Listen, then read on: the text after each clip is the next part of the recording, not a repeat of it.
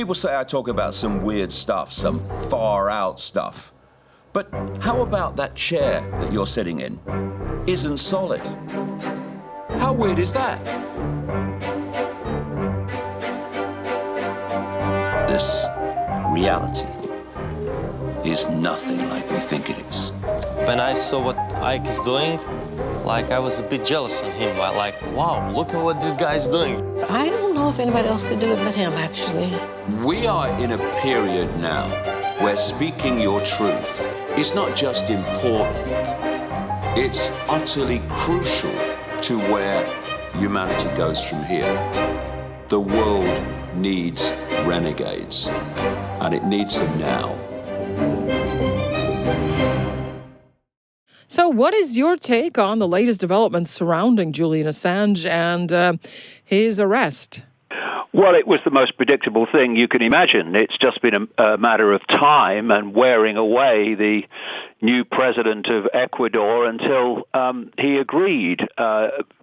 Basically, this was a done deal from the time that Moreno, the present president, replaced Rafael Correa, who, of course, gave asylum to Julian Assange, and it's just been a process of wearing away. And clearly, from what we saw and what came to light last November, when a federal prosecutor, by accident in another case, revealed the fact that there was an indictment, a sealed indictment, prepared and waiting for Assange. And what we've seen, as we see all the time, is the coordination between apparently independent countries. What a joke that is. In this case, the United States and Britain, to bring about a long-planned end. And it's an extraordinarily symbolic moment because it is the confirmation that we live in a tyranny. You know, when you live in tyrannies, when those that do the crimes get off scot-free and those that reveal the crimes get prosecuted. And we're seeing this again and again and again. And this is a very, very, of course, globally high-profile case, which is confirming that. And they want to make an example of him because they want to say to anyone else thinking of exposing the way that WikiLeaks has, this is what happens to you if you take us on. So it's not just about Assange. It's about a warning to anyone who would take on the establishment, which, of course, is what we must do if we want freedom to survive. Right. Well, actually, it was numerous other media statements, media outlets that published some of the leaked correspondence that WikiLeaks also published. Why do you think it is that former, for instance, U.S. Secretary of State Hillary Clinton was so against and so vengeful toward Assange? It really isn't. I mean, some of the things that were published by WikiLeaks were not only published on WikiLeaks. No, and before I come to Hillary Clinton, and I could talk for hours about her. I've been exposing the Clintons in my book since the mid-1990s, and the phrase "you couldn't make it up" really does apply to them.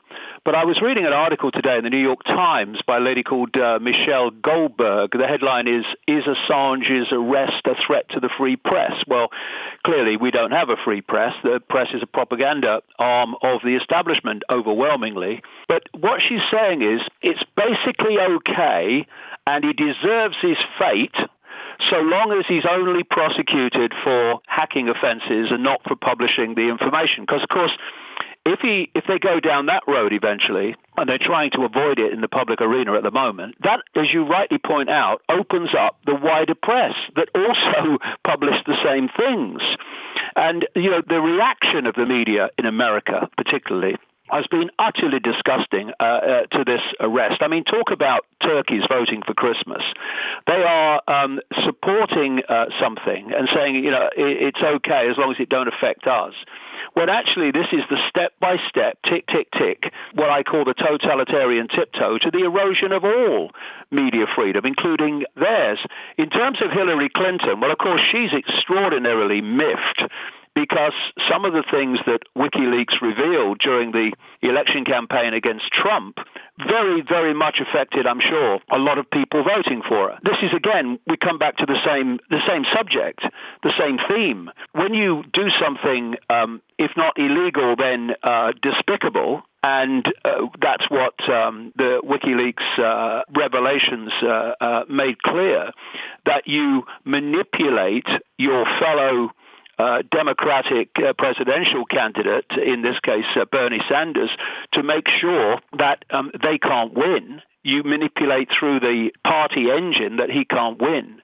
Well, that is your choice to do that. But instead of taking responsibility for doing that, when it's revealed, the villain becomes not the person who's done it, but that which has revealed you doing it. And so she is obviously miffed massively because she had the feeling, she felt she had a right to be president of the United States. And anyone who got in the way, in this case Assange and WikiLeaks, in any way, shape or form, obviously is going to be a target of a wrath, and she's looking for, and has been since the election, for any excuse for why she didn't win. The reason she didn't win is great chunks of and streams of the American public can't stand her. Then she has to find an excuse, and WikiLeaks is a convenient one. Right. So now the UK has officially arrested Julian Assange because of him skipping bail. What is your thought on the real reason, or is that the real reason for him being arrested? Shortly afterward, of course, we did find out that there was also a move, perhaps by the Swedish government and the plaintiffs in that case that was brought against him for sexual misconduct, to renew that case. And of course, we found out that there is an extradition order from the U.S. So what are your thoughts on how this all happened? I've been writing books for nearly 30 years about the fact that the people that appear to be running the world are not really running it. And actually there's a web that operates through all countries, basically all countries, which are pulling the strings of the world. And in particularly, you can identify this in the West. So to understand a situation like this is to understand that in the shadows, the United States, Australia, the United Kingdom, Sweden, at that deep government level, actually dictated to and controlled by the same basic web. And this is why they move as one unit. So obviously someone's pushed a number of buttons here whereby you have the arrest by the British government, you have the extradition demand by the United States government. Suddenly the Swedish authorities are coming in through their legal system saying, well, maybe we want to get involved in this as well. So, for instance, if the United Kingdom, under pressure from some political sides anyway, personalities, would not be able to extradite him, then maybe they can do it via Sweden. And then you've got Australia, who of course have reacted in a very nonchalant, couldn't care less, basically kind of way. And this is how it works. They're all moving as one unit. And the reason is they are totally unforgiving of anyone or any organization that reveals the truth about them. Because of what they're doing is so disgustingly unspeakable, then they have to have secrecy to survive. So anyone that threatens that secrecy and threatens to reveal what's really going on, which of course WikiLeaks did via not least the videos involving the invasion of Iraq and what happened in Afghanistan, they have to be punished because they can't be allowed to A, do it themselves, or B, give confidence to anyone else to start doing it. So this is what it's about. It's about destroying him. You know, I've been tracking these people in the shadows for 30 years. They have no forgiveness. They are ruthless people, and they're now being ruthless about him. The one, I've just been banned, by the way, from Australia, so from speaking in Australia 4 hours before my plane left. So I know that Australia is absolutely not a free society, and they're going to do him no favors whatsoever. But the one good thing today has been that Jeremy Corbyn, the opposition Labour leader in Britain, has come out and said he must not be extradited to the United States. And, this does have the potential, the situation with Assange, negative as it is in so many ways, to actually be a focus of attention for people to actually see the fact that this world's freedom and freedom of expression, freedom of communication, freedom of opinion is being systematically deleted. And so there could be some good things come out of this from that point of view as well. I was actually going to ask you about what your thoughts were about Corbyn's statement. Prior to that, though, there was a very quick reaction by one of the MPs. Unfortunately, I do not remember her name, but she got up and spoke to the fact that Julian Assange should not be, in any circumstances, extradited. And I must say that she had to reckon with very quick denouncement from the Speaker of the House. Just saw a bit of this on BBC yesterday, but just saying pretty much that she has no business even meddling in this. And I'm just wondering, I mean, do you think that we're going to see more support for not extraditing Assange on the request of the United States? Yes, I think so. I think we will, and especially when it starts to dawn on people what a massive symbol of freedom deletion that this is. John Bercow, the Speaker of the House of Commons, is a classic member of the political class. And I think you might have been talking about an MP called Diana Abbott. I saw that she was coming out against it today. But what you've had, you see, if you recall from yesterday, is that when Assange was taken from the Ecuadorian embassy, he was immediately taken to court to be basically charged with and dealt with at the first stage of the legal process by a judge over skipping bail. Now, that judge should just have administrated the case, and then everyone goes away and comes back on another day. Instead of that, this judge made a personal attack on Julian Assange at the start of the legal process. It was breathtaking. And what it does, of course, is show you the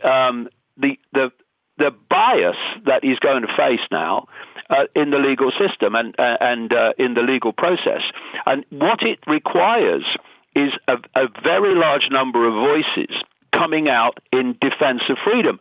Whether it's Julian Assange or anyone else is not really the point. The situation is the point. The deletion of freedom is the point.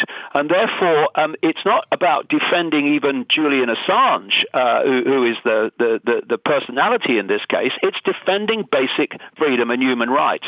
And if you don't defend them now, then a bit longer along the road, there's going to even be less freedom to defend and less freedom to defend. So we need to make a stand here now and say here and no further. Right. Well, as you mentioned briefly, Australia acted very indifferently to his arrest. Yep. Actually, this was no surprise because they haven't really gotten involved in his situation over these past 7 years. So that I would expect pretty much from Australia going forward. But what do you think is going to happen to Assange now? What are the possible scenarios for the further development of his situation? If we start off from what they want to happen, and what they want to happen is extradition to the United States, where the United States probably has other charges to add to the ones that it's currently claiming. Failing that, they might try to get him to Sweden, because Sweden will just probably do the same. The chances here now, because it's all out in the public arena, for those in politics who still, and it's very few, have any idea that freedom is disappearing and that we should defend it, and for the public in general to give the government a problem, because if the government thinks it's going to get away with this without any consequences at the ballot box or in public opinion, it will do it because it's desperate to do it, because in the end, if you look at this network that I'm talking about, of this web where they all work as one unit, on one level, the real power in that web is at a deeper level, it's somewhere else. But at the level we're talking about, it's in the United States. And what they say goes. And if it doesn't go, then there's going to be a problem for whoever's denying it. So the British government will push this, but it's whether they can get away with it, because, they only have the power that we give them. And if we give them hard enough time, especially on the basis of your abuse of basic freedoms, then maybe this can be headed off. But what do they want? They want in America for a long time. This is not really about what he knows. This is about the precedent set of revealing enormous numbers of documents that were devastating for the credibility of the United States government and the United States military. And this is worth pointing out, actually, and it again shows you what an excuse for journalism that we have in places like the United States and further afield, that despite what WikiLeaks revealed, despite those videos of civilians being shot from helicopter gunships just, for no other reason than let's do it, who has faced consequences for that?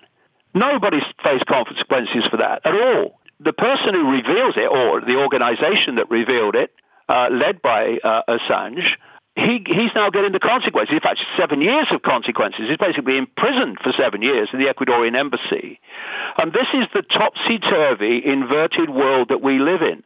And people better get their heads around this, because if they don't, and we don't stand up to it, then it's not going to stop here. This is only where we are now in the deletion of freedom.